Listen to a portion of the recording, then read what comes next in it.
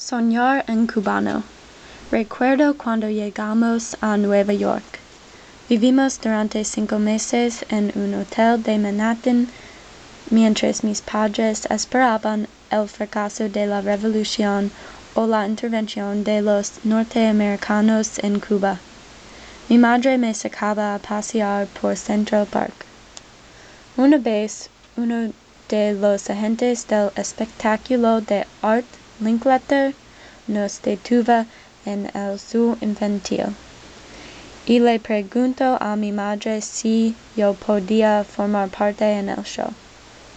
Pero yo todavía no sabía hablar inglés, y mi madre siguió caminando. Mamá me vestía con un abriguito de lana rojo oscuro, con el cuello y los puños de terciopelo negro. El aire era distinto al de Cuba.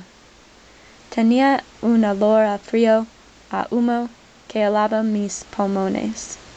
El cielo y los árboles también eran diferentes. Yo me ponía a correr sobre las hojas secas amontonadas para escucharlas crujir como las palmeras de Cuba durante los huracanes. Pero luego me sentía triste al ver las ramas desnudas y pensaba en el abuelo Celia.